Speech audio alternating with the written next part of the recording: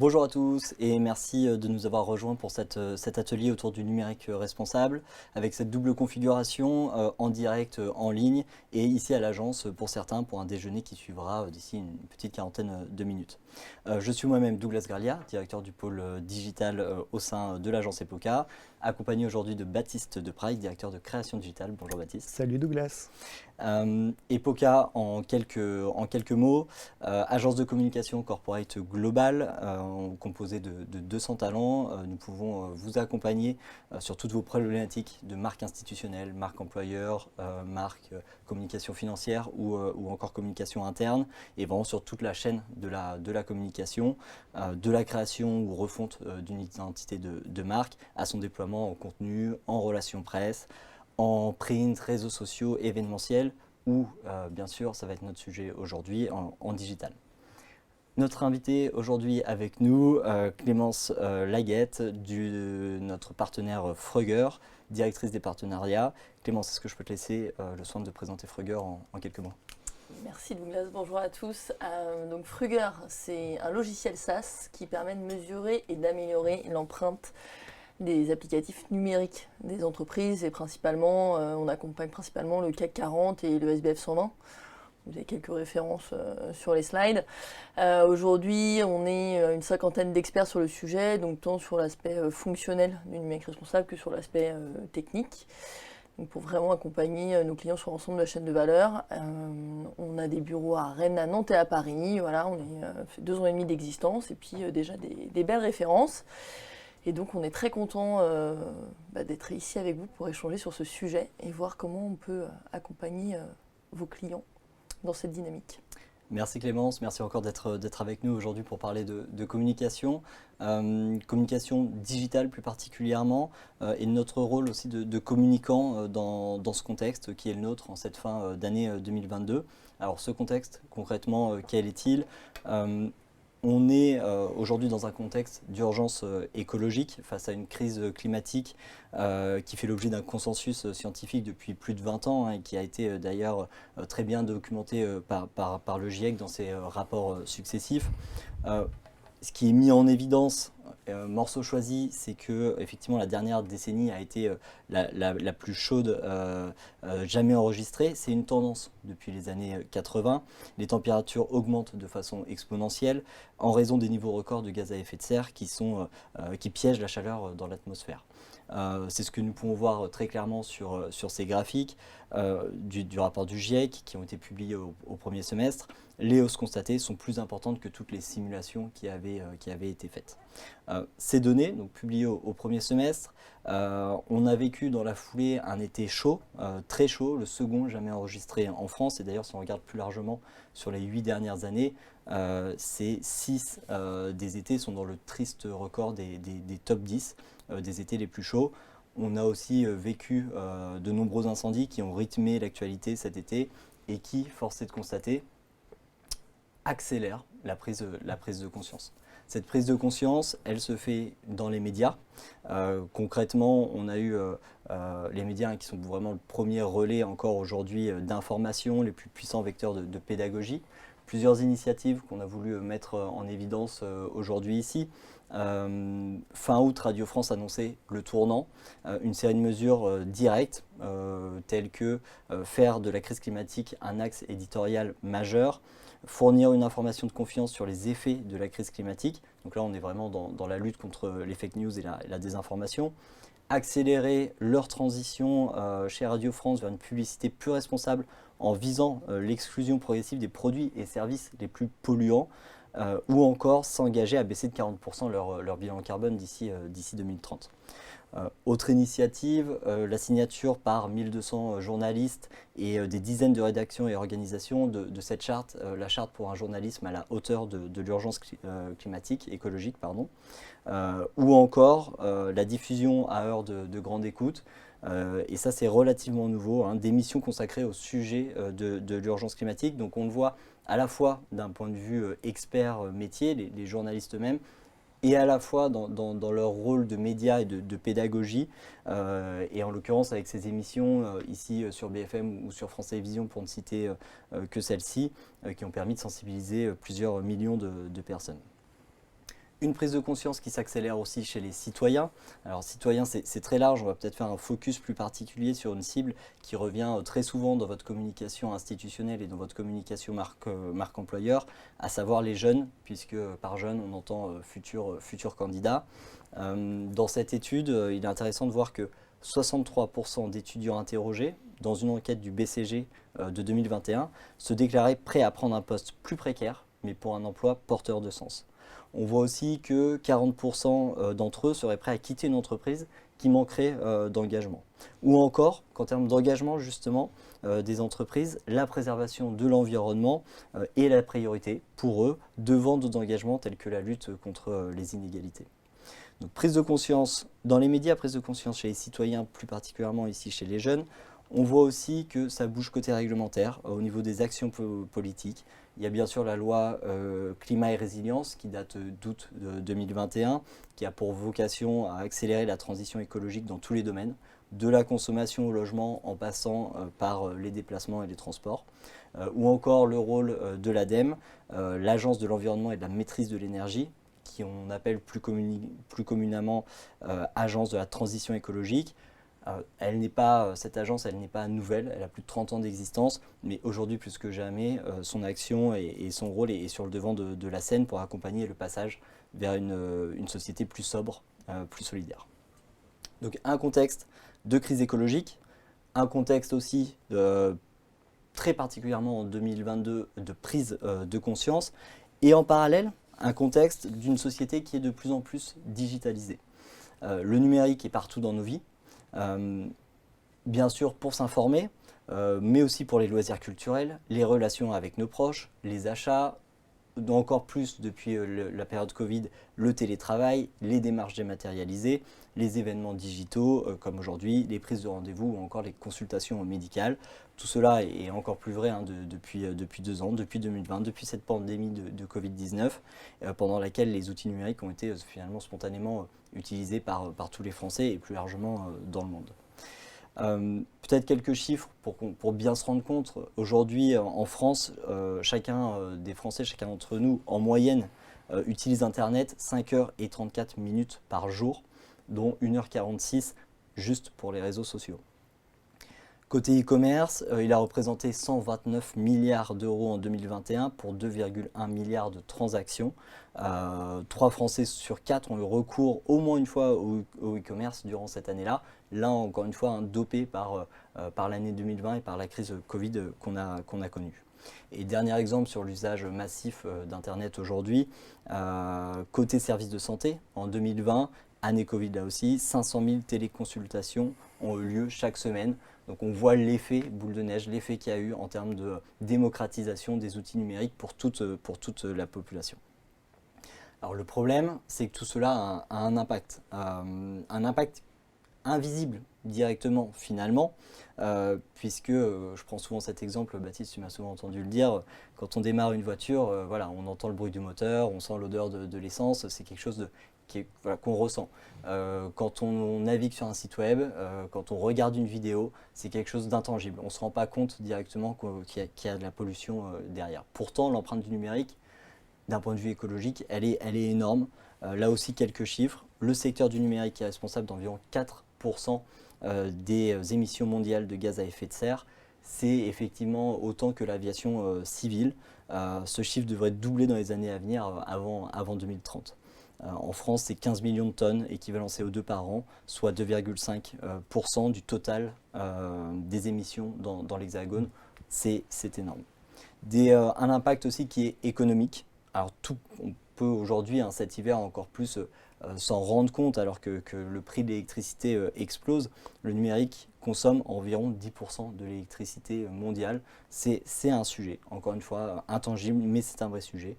Il y a aussi bien sûr toute la question de la raréfaction des ressources, eau, extraction de métaux, de minéraux qui sont en quantité limitée et qui sont nécessaires et largement utilisés pour la fabrication notamment de tous nos outils numériques, téléphones portables, ordinateurs, tablettes, etc. Une empreinte qui est aussi sociale, on peut parler de fracture numérique, d'électronisme, on peut aussi parler des enjeux relatifs à la protection de la vie privée et des données personnelles tout ça, c'est autant d'enjeux et autant de sujets sur lesquels les entreprises vont être, ou je vais même parler au présent, sont déjà attendus, notamment au regard de politiques RSE qu'elles mettent en place et de leurs engagements plus globaux. Pour répondre à ces enjeux, il y a une législation qui s'adapte aujourd'hui. On a parlé il y a quelques secondes de la loi climat et résilience. Il y a une loi, la loi REEN, qui a été promulguée quelques mois après, en novembre 2021. REEN pour réduction de l'empreinte environnementale du numérique en France. L'objectif de cette loi, faire converger transition numérique et transition écologique en responsabilisant tous les acteurs économiques et particulièrement les entreprises d'une certaine taille, les plus grosses entreprises. 35 articles ayant pour but la décarbonation du secteur du numérique, organisés autour de 5 piliers que vous avez ici à l'écran. Sans rentrer dans le détail de chacun, je m'arrêterai peut-être sur le troisième, favoriser les usages numériques écologiquement vertueux. Dans ce pilier-là, il y a notamment l'annonce d'un référentiel qui sera produit, référentiel de bonnes pratiques qui sera produit pour 2024, date d'entrée en vigueur de cette loi REEN. Ça pose un cadre, c'est une première étape. Ça permet de donner des premières guidelines, mais ce n'est pas encore contraignant. On est plutôt dans une mesure qui est incitative, qui deviendra selon nous contraignante peut-être d'ici 2 à 5 ans. Pour l'instant, ce qu'on lit, c'est qu'a priori, c'est plutôt de l'incitation effectivement pour laisser le temps aussi aux différents acteurs, aux différentes entreprises de s'adapter et de passer dans cette logique de décarbonation de leurs outils digitaux. Donc vous le comprenez, pour vos publics qui attendent des actions concrètes de votre part et qui soient en phase avec votre discours RSE, pour votre entreprise qui a justement développé une politique RSE et engageante, qui est aujourd'hui incitée par la loi, qui sera demain probablement plus contrainte avec des obligations, des contrôles et des sanctions. Pour la planète, qui n'a clairement plus le temps d'attendre, pour tout le monde, si vous êtes ici, c'est que vous comprenez l'importance de s'engager dans une démarche de numérique responsable. On va aujourd'hui rentrer un peu plus dans le détail. Et pour défricher le terrain avec nous, Clémence, peut-être une première question sur le numérique responsable. Que recouvre ce terme? Est-ce que tu peux préciser les différents volets qui se cachent derrière? Tout à fait. Merci pour cette introduction complète, effectivement, sur les enjeux liés au numérique. Comme tu l'as mentionné, on assiste à une généralisation du digital dans tous les domaines. Et notamment à travers la communication. Enfin, c'est super intéressant puisque la communication nous sert à la fois à sensibiliser les personnes sur les enjeux liés à ça, mais il y a un impact associé. Et donc c'est ça qu'on essaye de voir avec le numérique responsable, c'est comment utiliser le numérique pour que ça demeure un outil et qui nous permette de préserver les enjeux, qui soient sociaux ou environnementaux associés. Puisque tu as expliqué l'empreinte liée au numérique qui est quand même très forte. Et on a peu conscience aujourd'hui, le numérique est très valorisé, notamment dans l'efficacité énergétique. On utilise beaucoup ce qu'on appelle l'IoT, etc., pour réduire l'empreinte énergétique, mais sans forcément prendre en compte que finalement il y a une pollution, il y a une externalité négative qui est associée. Et de la même manière, dans la communication, on a l'impression que le numérique, ça rassemble, ça a permis la mondialisation, ça permet d'avoir un accès illimité à l'ensemble des informations possibles. Et en fait, il y a tout un pan il y a des personnes qui sont exclues. Donc tu as mentionné l'électronisme. Donc l'électronisme, c'est le fait de ne pas savoir se servir d'un matériel informatique, que ce soit un téléphone portable ou un ordinateur. Encore une fois, quand on voit des personnes dans le métro avec un téléphone à la main, ça ne veut pas dire qu'ils ne sont pas victimes d'électronisme. Ça peut être des personnes qui ne savent pas forcément déclarer leurs impôts en ligne, se servir d'un tableur Excel ou ce genre de choses. Donc il y a vraiment une différence dans savoir pleinement utiliser un outil, par exemple pour faire une recherche d'emploi, ou juste échanger 3 messages. Donc ça, c'est important à prendre en compte. Et aussi, dans l'exclusion, on prend en compte les personnes qui sont malvoyantes ou non-voyantes. Aujourd'hui, le numérique, quand il est bien conçu, quand il est éco-conçu, quand il est responsable, prend en compte ces personnes-là. Et là, ce que je viens de mentionner sur l'aspect social, c'est aujourd'hui, c'est 25% de la population française. Donc, qui est exclue du numérique, soit parce qu'elle ne connaît pas bien, elle ne sait pas s'en servir, ou parce qu'elle n'a pas les bons accès. Et la déficience visuelle peut être permanente, ou elle peut être, vous avez eu un accident, ou vous avez même une migraine ophtalmique, et ben là vous ne pouvez pas utiliser votre écran. Et donc il y a des logiciels qui permettent de lire. J'invite tout le monde à regarder une petite vidéo sur YouTube pour sensibiliser au sujet. Donc voilà, on est vraiment dans ces démarches surtout beaucoup plus globales que tu as mentionnées sur la RSE de manière générale pour les entreprises. Aujourd'hui, de nombreuses entreprises, ça fait déjà plusieurs années qu'elles sont engagées dans des démarches de RSE. Ça s'est accéléré avec la nécessité de faire des bilans carbone, qui aujourd'hui sont des demandes réglementaires. En fait, les entreprises doivent produire un bilan carbone. Et en fait, dans le bilan carbone, une empreinte du bilan est numérique. Donc il faut la mesurer. Et une fois qu'on l'a mesurée, qu'est-ce qu'on fait pour la réduire? Et donc notamment faire du numérique responsable. Et un autre critère, c'est, on parle beaucoup de performance extra-financière avec les ESG. Donc les ESG, c'est l'environnement social et gouvernance. Et donc tout ça aussi, c'est sur des entreprises qui font plus de 50 millions de chiffres d'affaires. Je pense que c'est beaucoup de nos clients actuellement qui donc doivent produire ces rapports-là. Donc on est vraiment dans cette démarche, on voit vraiment qu'il y a une maturité sur le marché. Mais bon, si on revient un peu plus sur qu'est-ce que le numérique responsable, c'est un terme qui recouvre beaucoup de choses. Donc là, j'ai mis quelques exemples de ce que ça peut recouvrir. On est beaucoup dans une logique B2B quand même, là sur la définition que j'ai donnée de numérique responsable, puisque aujourd'hui, je pense que les personnes qui nous regardent sont plus des personnes du monde de l'entreprise. Mais donc voilà, ça peut être aussi plus large, notamment sur les impacts sociaux et physiques qu'on a décidé de ne pas regarder. 3 piliers. En fait, le numérique responsable, on ne recrée pas la roue. Hein. L'idée, c'est de se dire, avant, il y avait le développement durable. Il y a les 3 P en développement durable. C'est People, Planet, Profit. En français, c'est donc environnement, social et profitabilité. Et ben, le numérique responsable reprend ces 3 mêmes piliers.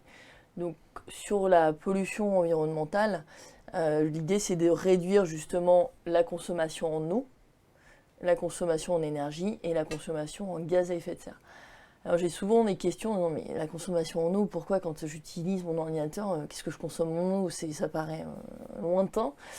Il faut savoir qu'une pollution, 70% des émissions de gaz à effet de serre liées au numérique est liée à la fabrication des terminaux, notamment des terminaux utilisateurs. Donc c'est-à-dire les tablettes, les ordinateurs et le téléphone. Donc ça c'est énorme, donc ça veut dire, et là pour aller extraire les matières premières, pour aller fabriquer des salles blanches, etc., je ne vais pas rentrer dans le détail, on utilise beaucoup d'eau. Il y a aussi, je ne sais pas si vous avez suivi dans cette actualité complète de cet été, mais malheureusement sur des sujets assez déprimants, Microsoft qui s'est fait attraper aux Pays-Bas, parce qu'ils avaient un contrat pour l'utilisation de l'eau de refroidissement pour leur data center de 30 millions de litres. Ils en ont utilisé 80 millions.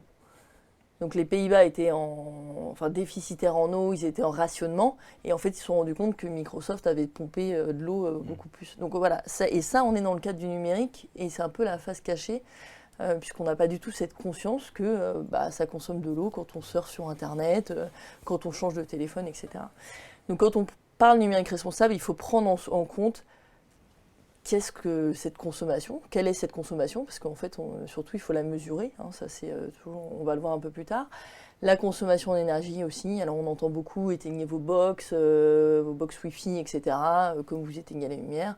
Ça va un peu plus loin que ça, notamment voilà, vous êtes une agence digitale, on en parle beaucoup nous sur nos projets, mais la manière dont vous allez concevoir vos sites, la manière dont vous allez concevoir vos campagnes de communication, les moyens que vous allez utiliser, les images, les vidéos, et ben ça va participer ou non à la consommation de votre énergie.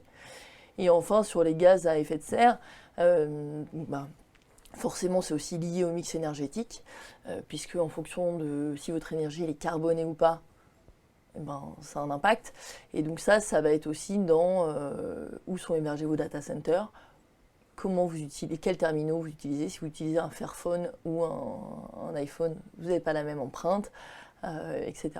Donc en fait, ça va, dès qu'on tire un fil, on peut aller très loin, il y a une certaine complexité. Voilà. Le but, c'est pas de rentrer dans cette complexité, c'est surtout de se dire, il y a des personnes qui ont pensé cela, tu l'as évoqué, il y a des lois qui existent aujourd'hui, il y a des experts sur le sujet qui abordent ces différents piliers. Mais voilà, le numérique responsable, ça englobe cette partie environnement, La partie sociale qu'on a déjà vue, encore une fois, on est ici dans un contexte de communication, notamment digitale. Donc c'est comment on s'adresse, comment on touche, comment aussi ça va avoir un impact sur nos business models, puisque c'est de se dire, mais une communication qui est plus sobre, l'idée c'est quand même de vendre soit un produit, soit un service, soit de fournir accès à une communication. Donc il y a aussi qu'est-ce que ça entraîne derrière sur les publics qu'on veut toucher. Mais donc ce qui est intéressant, et on l'a moins en tête, c'est qu'il y a tout ce facteur d'inclusion. Donc on veut que ces 25% de la population française puissent être inclus, mais il n'y a pas qu'elle, puisqu'il y a aussi...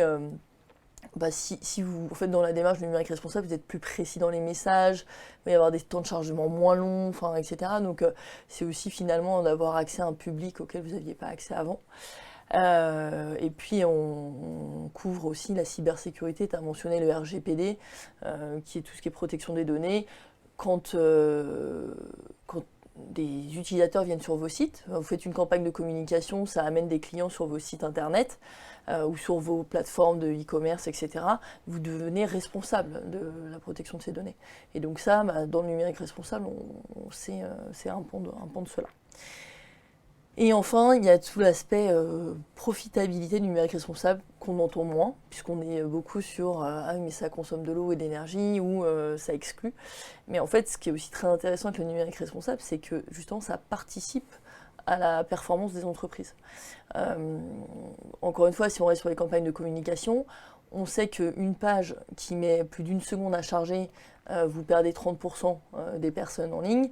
Et si c'est 3 secondes, c'est 50% des personnes qui quittent de chat. Donc là, vous avez investi des sous, vous voulez aussi toucher une certaine partie de ces personnes-là. Et en fait, elles disparaissent pour des problèmes techniques. Donc, quand vous êtes dans cette démarche d'éco-conception, donc on parle d'éco-conception, donc réduire le poids de la conception des sites ou des campagnes marketing, vous rentrez aussi dans l'amélioration de vos performances. Et donc il y a un ROI assez automatique, vous diminuez un effet rebond, etc. Donc il y a plusieurs critères à prendre en compte. Et il y a aussi toute la démarche de comprendre les risques associés.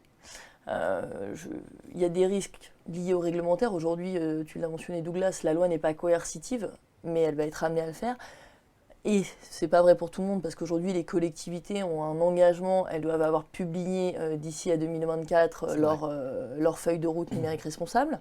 Donc les pouvoirs publics bougent plus vite, mais on sait très bien que ça va être comme pour le RGPD. Le RGPD a été publié à titre informatif au début pour dire aux entreprises voilà, et 3 ou 4 ans après, je ne sais plus exactement, c'est devenu coercitif, et là avec les amendes qu'on connaît. Donc il y a aussi aujourd'hui s'engager dans une démarche de numérique responsable, c'est aussi prévenir ces risques-là. C'est aussi se mettre en avant, avoir le temps de se mettre en ordre de bataille pour adresser ces changements-là. Et aussi dans les risques, on est en aujourd'hui réduction de l'accès aux ressources et surtout explosion de la facture énergétique.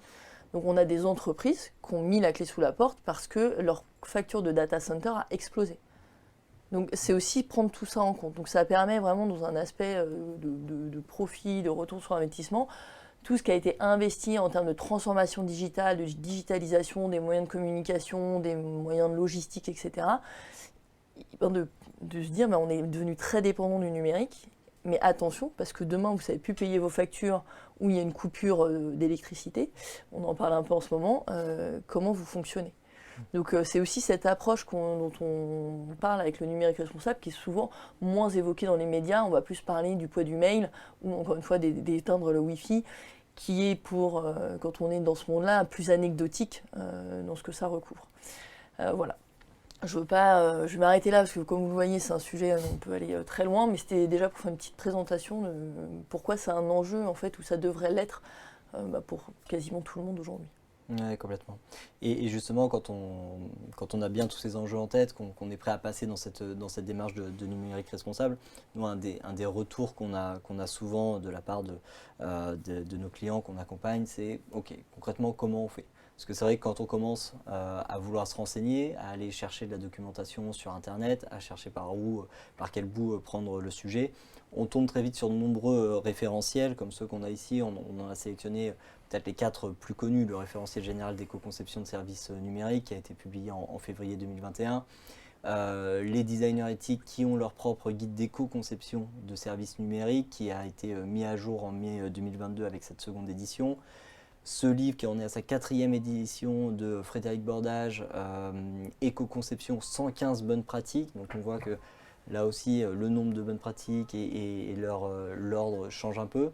Ou encore l'AFNOR Spec, à laquelle Fröger et EPOCA d'ailleurs ont participé dans le groupe de travail pour définir cette AFNOR Spec et définir les bonnes pratiques d'éco-conception des services numériques et qui a été publié en avril 2022. Donc comment finalement on arrive à s'y retrouver, par quel bout on prend le sujet, comment on met en place une démarche permettant de répondre à ces enjeux de ton point de vue, Clémence? Déjà, c'est rassurant que tous ces référentiels existent, parce que c'est même s'ils sont nombreux, déjà on peut commencer par en lire un et puis se former un peu à cela. Moi, ce que je trouve, ce que ça montre, c'est que en fait, le sujet est en train de mûrir. On n'a pas toutes les réponses sur le numérique responsable. Il y a beaucoup de gens qui travaillent, des chercheurs pour comprendre tous les enjeux. On a vu que c'était multifactoriel, que ça a des répercussions sur différents domaines. Donc voilà, c'est en cours. Après, c'est important, c'est de se dire que le numérique responsable, l'idée, c'est d'être le plus efficace possible et le plus sobre possible. Oui, je vais employer le mot. Et donc, c'est d'utiliser. En fait, le numérique responsable s'appuie déjà sur beaucoup de choses qui existent, et notamment dans la méthodologie de gestion du changement. Et donc, la première chose qu'on fait quand on met en place une nouvelle démarche, c'est de sensibiliser. Il faut se former. Donc ça c'est important, c'est alors soit en lisant le référentiel tout seul dans son coin, mais parfois ça peut être un peu aride, voilà, et puis en fait on a chacun nos compétences et nos expertises, mais par contre ça peut être de s'aider par des experts. Il y a des choses qui sont un peu plus connues, c'est les fresques du climat qui commencent à être un peu connues, notamment dans les entreprises, donc qui forment ces grosses mailles. Alors tout le monde dit ouais, c'est 3 heures, c'est un peu long, finalement pour comprendre tous les enjeux liés au climat, ça reste un bon condensé.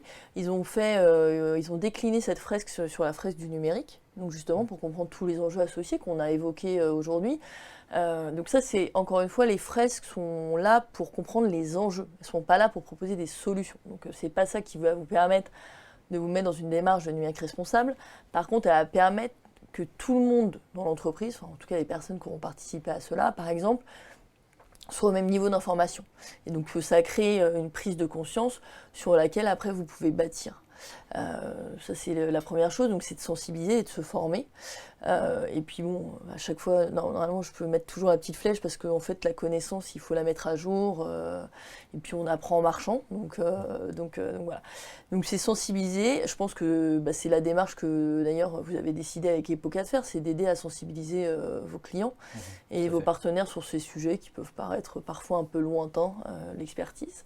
Donc voilà, donc aussi en participant à des conférences ou à des plateaux télé. Et la deuxième chose qu'on constate, c'est, en fait, comme tout, c'est quand c'est by design. Donc ça veut dire que dès le début du projet, vous êtes au niveau des spécifications, de la maquette, de la conception, quand vous prenez en compte ces éléments-là, et bien après, tout va aller beaucoup plus facilement. On va en parler un peu plus tard de pourquoi on a créé ce partenariat avec Fröger et EPOCA, mais vous intervenez auprès de vos clients sur justement les accompagner sur mettre en réalité leurs désirs les plus fous en termes de communication, et donc et c'est aussi les accompagner pour que avec le budget qu'ils ont, leur liste au Père Noël elle rentre dedans, mais en plus qu'elle soit viable pour la planète et pour la société. Et donc ça, dès l'éco-conception, on se rend compte qu'on a un vrai impact sur la totalité du projet, et ça va aussi souvent permettre de réduire les coûts, puisque le projet va être plus direct, plus agile, plus frugal, mais frugal dans un sens très positif. C'est en fait, au lieu de se perdre dans des circonvolutions, on sait où on veut aller, on sait comment le délivrer, et voilà. Et plus efficace. Et plus efficace. Un point central de la démarche, c'est la mesure. En fait, c'est intéressant parce que tu as mentionné des chiffres, on est ému, c'est de se dire, donc déjà, il y a savoir combien ça pèse, dans le game, dans par exemple la consommation énergétique mondiale, sur les bilans de gaz à effet de serre mondiaux, mais c'est aussi les entreprises qui sont objectivées. Aujourd'hui, il y a beaucoup d'objectifs à 2030 ou 2050 pour dire on va réduire notre empreinte environnementale de temps, on va réduire notre consommation énergétique de temps. Pour réduire, il faut savoir d'où on part. Et donc la mesure, elle est essentielle. Frédéric Marchand, qui est un des fondateurs de Fruger, adore dire pas d'amélioration sans mesure, parce qu'en fait, il faut savoir d'où on part. Ça n'empêche pas de se mettre en mouvement avant de commencer à tout mesurer au détail près, au gramme près. Ça, par contre, la politique des petits pas est très importante. Par contre, de savoir, d'avoir une idée un peu globale quand même d'où on part, donc une première mesure, c'est extrêmement important. Et c'est surtout, ça permet d'être un étalon tout au long de la mise en place en fait de cette démarche. Il faut aussi pas croire que vous allez mesurer le lendemain, hop, vous allez renverser, ça va être un changement à 180 degrés. Donc voilà, donc la mesure, ça permet quand vous mesurez au fil du temps d'étalonner. Et surtout d'être dans une démarche d'amélioration continue. Ça on le dit bien, c'est continu. Et puis parce qu'on va apprendre, par exemple en fonction des clients, ils vont commencer par le prisme de l'environnement, d'autres par le prisme du social. On voit souvent qu'il faut rentrer par un des sujets, parce que sinon ça fait beaucoup à adresser d'un coup. Et c'est très bien, commençons quelque part, améliorons, et puis quand vous montez en compétences, quand les équipes montent en compétences, quand les projets évoluent, quand les demandes, tu l'as dit, beaucoup des clients aussi sont en train d'évoluer drastiquement, et aussi il faut s'adapter. Donc c'est vraiment continu. Et puis l'important c'est aussi de le communiquer. Aujourd'hui le digital c'est la vitrine pour toutes les parties prenantes de vos entreprises. Donc c'est vos points d'entrée pour vos clients, les fournisseurs, les futurs candidats. Et c'est aussi pour vos partenaires. Donc en fait, quand vous communiquez votre démarche numérique responsable à vos clients, ça vous permet aussi de valoriser vos actions et surtout de fédérer. Il y a une chose qui est très importante, je le disais, on sensibilisait dès le début, c'est entourez-vous des sachants. Au lieu de perdre du temps, il y a déjà plein de gens qui sont formés sur le domaine, qui vont vous aider, qui vont vous débroussailler tout ça, qui vont vous expliquer pour votre entreprise comment un peu les premières actions. Et de la même manière, quand vous communiquez, vous permettez de créer une dynamique autour du sujet. Vous êtes moins seul, vous partagez les bonnes pratiques, et puis vous êtes plus fort, parce que là, vous allez rallier sur ces sujets-là. Tu l'as montré, aujourd'hui sur les nouveaux personnes, les jeunes sur le marché du travail notamment, mais c'est pas que sur le marché du travail, c'est aussi sur les consommateurs. Il y a une vraie démarche d'engagement. Et donc se dire, quand vous communiquez, vous allez aussi être moins seul et vous allez pouvoir montrer à votre direction que si, c'est attendu par les clients et t'inquiète, on ne va pas mettre la clé sous la porte demain en engageant cette démarche. Puis en interne, on reboucle finalement puisque ça permet de communiquer auprès des autres équipes, ça permet de les embarquer, de les sensibiliser et finalement elles-mêmes après de les entraîner dans ce cercle vertueux. Voilà, tout à fait. Et donc, pour vous montrer un peu à quoi correspond la mesure, c'est Fruger, parce qu'on l'a mentionné, pour vous matérialiser un peu à quoi ça correspond. Donc l'idée c'est vraiment, vous voyez sur le côté gauche, c'est le pilotage, c'est piloter vos KPI, si on emploie ce terme-là, mais justement d'avoir, ok, qu'est-ce que c'est? On a parlé de plusieurs piliers, dans les piliers il y a plusieurs facteurs, et on va vérifier ces facteurs-là, on va avoir une visualisation et sur laquelle on va pouvoir s'objectiver au fil du temps. Donc ça, cette partie mesure, elle est essentielle.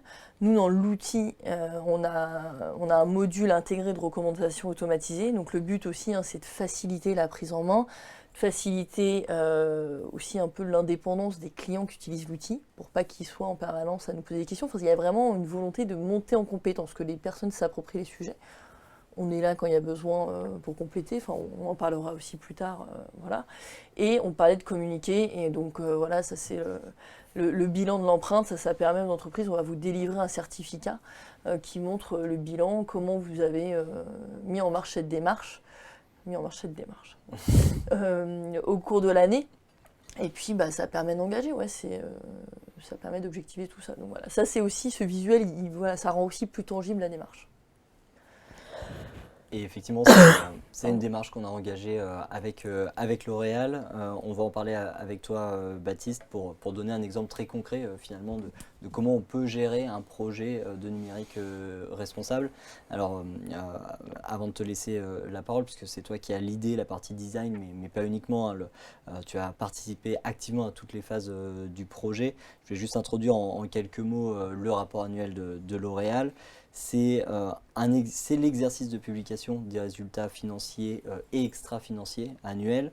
C'est la présentation plus largement de la stratégie du groupe et des performances de cette entreprise du CAC 40. Et en l'occurrence, c'est vraiment le rapport annuel le plus ambitieux du paysage français et même au-delà. C'est un support qui reçoit habituellement quelques 2 millions de visites sur le site. Les vidéos sont vues en cumulé presque 7 millions de fois. Donc on est vraiment sur un vrai défi même de production.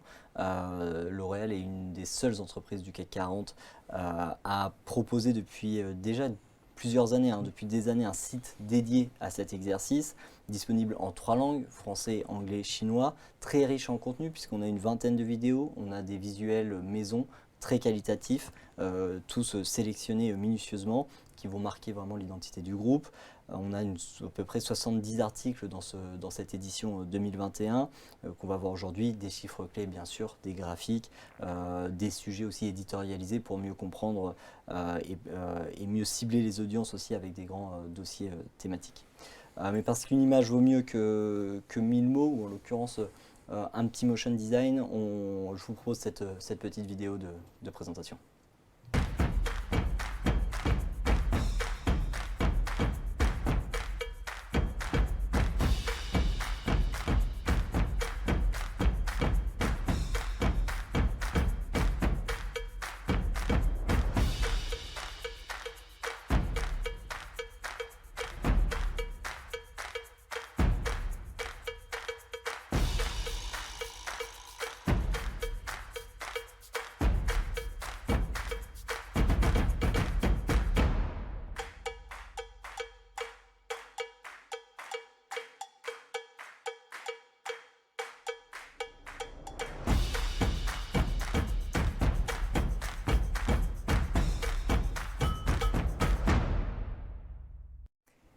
Alors Baptiste, on disait on s'est engagé avec L'Oréal dans une démarche progressive sur plusieurs années. Est-ce que tu peux nous en dire un peu plus et concrètement comment les équipes côté L'Oréal, côté Epoca et avec tous nos partenaires, y compris développeurs, accessibilité, ont réussi à relever ce challenge? Oui, effectivement, c'est une démarche progressive sur 3 ans donc. Pourquoi progressif? Parce que finalement, le terme éco-conception, la communication responsable, c'est un terme qui est très très à la mode dans nos milieux, mais c'est quelque chose qu'on ne connaît pas en réalité très très bien. Il y a beaucoup d'experts, beaucoup de théories, mais dans la pratique, on continuait à avancer en marchant, comme tu disais Clémence tout à l'heure. En réalité, on a pris beaucoup de mauvais réflexes ces 10 dernières années en essayant de challenger la technologie derrière les outils digitaux, les sites internet, pour essayer de passer du site internet en 800 par 600, tout petit, où on mettait tout dans le même écran, à un site internet beaucoup plus désirable, avec de l'animation, avec des images en haute qualité, etc. Le problème, c'est que, effectivement, en faisant tomber les barrières de la technologie, on a un nouveau challenge parce qu'on dépense beaucoup plus d'énergie pour ces beaux sites, pour les transmettre à nos utilisateurs. Ce nouveau challenge, c'est celui de l'écologie. Et on doit travailler aujourd'hui sur ce nouveau challenge. Et aujourd'hui, notamment avec L'Oréal, qui aussi s'inscrit dans un challenge écologique avec tous ses produits, etc. On travaille avec L'Oréal, mais on travaille aussi avec tous nos autres clients pour lever ces barrières, tout en conservant une expérience quand même désirable, une expérience optimale pour les utilisateurs, que le site reste beau. Il ne faut pas penser que faire un site éco-responsable, c'est faire un site sans images, sans animation, sans rien, un site qui serait vraiment, où on noterait tout. On ne revient pas en arrière. Pour schématiser ce travail, en réalité, alors je schématise parce que moi-même je ne suis pas un expert et j'apprends, pour moi il s'effectue sur 3 champs. Le champ de la technique, le code, le développement, les serveurs, etc. Le champ des contenus, donc le travail sur les parcours utilisateurs, sur la frugalité des contenus, la sélection des contenus. Et le champ du design, que je connais un tout petit peu mieux pour le coup, les couleurs, les images, les animations, etc. Sur le rapport annuel L'Oréal, donc on en est là à cette première édition, la première année de ces 3 ans. Ce qu'il faut savoir, c'est que ce rapport annuel, tu le disais, ce n'est pas seulement les chiffres qui sont publiés, les chiffres de l'année écoulée, le chiffre de dividendes, le chiffre d'affaires, des divisions, etc. Mais c'est aussi beaucoup de contenu inédit. L'Oréal s'implique en développant des contenus qui sont uniquement présents sur ce site internet, qui vont raconter l'entreprise, qui vont raconter les collaborateurs, les marques et le futur de ses objectifs. Et la démarche de L'Oréal, qui est aussi un peu notre démarche, elle est décrite très bien dans le programme qui s'appelle le programme L'Oréal pour le futur, qui est un programme qui est à horizon 2030 et qui dit que L'Oréal s'engage à ce que ses activités soient respectueuses pour l'environnement et s'inscrivent dans les limites de la planète. Donc travailler avec cette entreprise-là, ça fait sens parce que justement, eux aussi sont engagés là-dedans. C'est pour ça qu'on a optimisé le rapport pour qu'il soit moins énergivore, plus frugal et plus éco-responsable. Et pour obtenir des résultats performants, pour la première année, on a sélectionné, on va dire, 3 grands champs, 3 grands travaux sur lesquels on a travaillé. Le premier, c'est la sobriété numérique. La sobriété numérique des contenus notamment. Et qu'est-ce que ça veut dire? Ça veut dire éviter ce qui ne sert à rien, c'est-à-dire sélectionner les contenus, faire le tri dans tout ce qu'on veut raconter, décider de se concentrer sur l'essentiel, de se concentrer sur ce qui a de la valeur ajoutée par rapport à ce qui existe déjà dans l'écosystème digital L'Oréal, parce que l'écosystème digital L'Oréal est déjà très grand, et notre objectif, c'est donc de présenter uniquement des choses qui seraient à cet endroit-là, et qui ne seraient pas redondants avec le reste, ce qui serait une perte d'énergie. Pour réduire l'empreinte des contenus du site, il faut par exemple essayer d'avoir un peu moins de pages, un peu moins d'articles, peut-être un petit peu moins d'images. Alors c'est pas toujours facile pour certains clients, notamment pour L'Oréal, avoir des vidéos qui sont un peu moins longues ou un peu moins nombreuses, et c'est un travail qu'on a fait la première année. Et évidemment, il faut aussi faire autre chose au niveau des contenus, c'est proposer un parcours de navigation optimal pour les utilisateurs, pour que l'utilisateur lui-même, en naviguant sur le site, ne perde pas d'énergie, ne perde pas son temps et donc de l'énergie.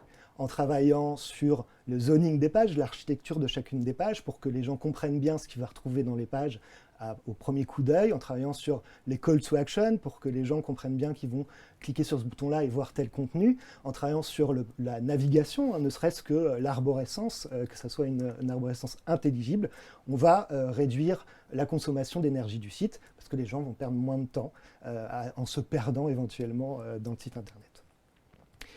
Une fois qu'on a travaillé cette année-là donc sur réduire un peu la voile sur les contenus, on va travailler également sur un deuxième champ qui va être la compression de ces mêmes contenus, et notamment la compression des médias. On a sélectionné les contenus qu'on veut transmettre, on les a rangés dans notre chambre qui est notre rapport annuel L'Oréal 2021, et tous ces contenus-là, en fait, c'est un poids en kilo-octets ou en mégaoctets. Et ce poids-là, en fait, il faut qu'on l'optimise un maximum. Il faut qu'on l'optimise, par exemple pour une image, on va le compresser pour qu'il soit moins lourd, donc qu'il y ait moins de données à transmettre à l'utilisateur et donc moins d'énergie dépensée, et sans pour autant évidemment perdre en qualité. Évidemment, c'est très très important pour nos clients que ces images soient belles, ça fait partie de son ADN. L'objectif, c'est donc de consommer moins d'énergie, en demandant moins d'efforts à notre navigateur, à notre ordinateur, qui, oui, forcément, consomme de l'énergie en calculant toutes ces choses, en décryptant tous ces codes, pour afficher le site Internet. On va également faire en sorte, et on a travaillé avec un partenaire spécifiquement là-dessus, d'envoyer les bons contenus au bon moment à la bonne personne. Qu'est-ce que ça veut dire? Ça veut dire, par exemple, Clémence, toi, tu consultes le rapport annuel sur un smartphone, il y a une image qui doit s'afficher. Je ne vais pas envoyer la même image à toi qui consulte sur le smartphone qu'à Douglas qui consulte sur sa télé 4K, parce que forcément, tu n'as pas besoin d'une image avec une aussi bonne définition. Donc, à chaque fois que l'utilisateur va aller sur une page, on sait quel outil il utilise pour aller sur la page, et donc du coup, on va lui donner l'outil dans la bonne qualité, celle qui sera satisfaisante et qui sera le plus responsable possible. On va aussi, et ça, bon, évidemment, c'est un peu plus dur pour moi, essayer d'enlever tout ce qui est fioriture sur le site. Enlever les fameuses animations en parallaxe que je vendais à mes clients il y a 8 ans, enlever les boucles vidéo qui ne veulent rien dire, qui captent même peut-être l'œil à des endroits où finalement c'est pas lieu de le faire, et essayer d'être beaucoup plus rationnel là-dessus pour présenter vraiment les bons contenus au bon moment et les contenus les moins lourds possibles. Et après, le troisième champ sur lequel on a travaillé, celui dont je disais que j'étais un peu moins expert, c'est celui des développements du site. Un site internet, c'est composé de fichiers. Ça va être des fichiers HTML, CSS, JavaScript, etc. Ces fichiers, c'est comme les feuilles que je suis en train de lire. On écrit, on écrit, on écrit. Peut-être qu'on va passer par des circonvolutions, celles que j'emprunte actuellement pour vous raconter mon histoire. Mais on peut le faire en beaucoup moins de temps pour raconter exactement la même chose. Donc les développeurs ont travaillé énormément à réduire le code, les 0 et les 1 finalement, qui sont notés sur les feuilles qui constituent le site, pour que chaque page soit moins lourde, chaque petite animation soit moins lourde, chaque vidéo aussi soit moins lourde. Donc on a vraiment travaillé beaucoup là-dessus. Et par ailleurs, on a mis en place, c'est quelque chose qui se fait évidemment de manière pas si compliquée, mais pas toujours naturelle, ce qu'on appelle un lazy loading, qui est un effet que quand je vais consommer une page, je ne vais consommer, en fait, je ne vais charger que ce que je suis en train de voir. Donc une page, on va dire c'est 100% de contenu. Si je ne consomme que 50% de la page, en réalité, le navigateur, lui, il ne va charger que 50% de la page. Je ne vais pas charger l'entièreté de ma page et perdre potentiellement 50% d'énergie parce que l'utilisateur va s'arrêter au milieu de sa lecture, parce qu'il va cliquer sur un bouton, parce qu'il veut lire un autre article, etc.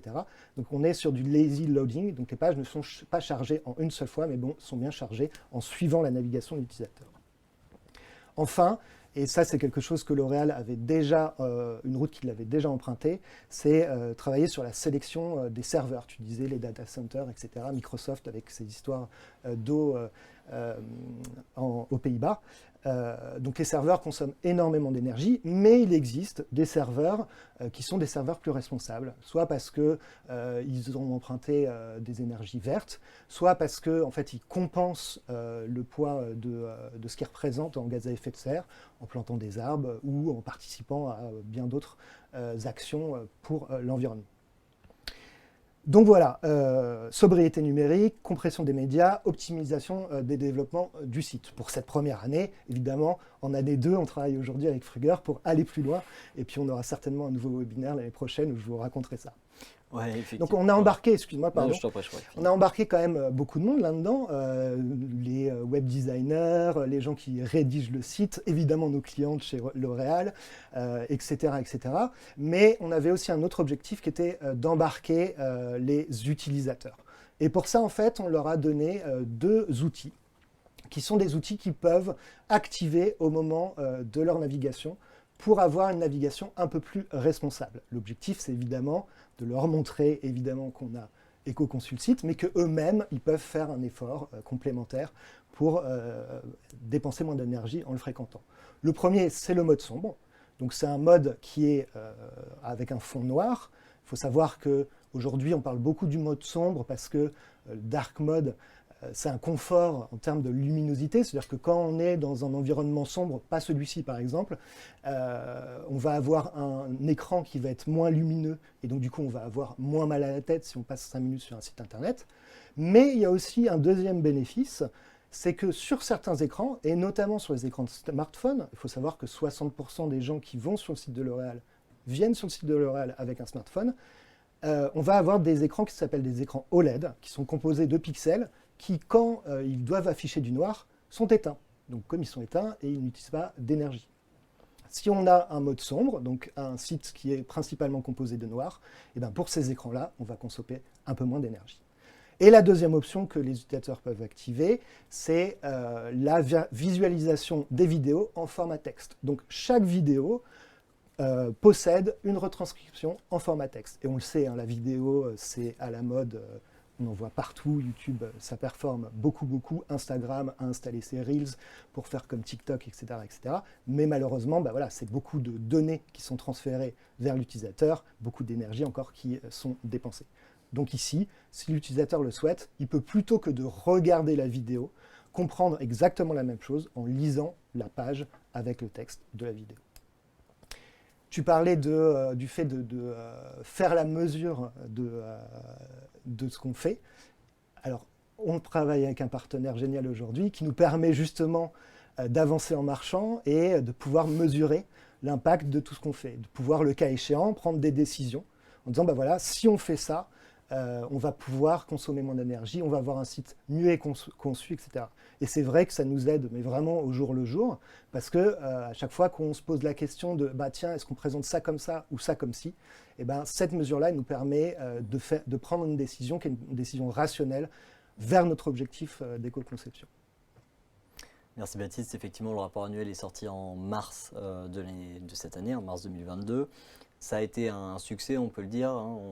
On a senti un vrai enthousiasme, même dans les équipes de L'Oréal, même au niveau de la direction. Il y a eu plusieurs posts sur les réseaux sociaux, beaucoup de bruit en interne.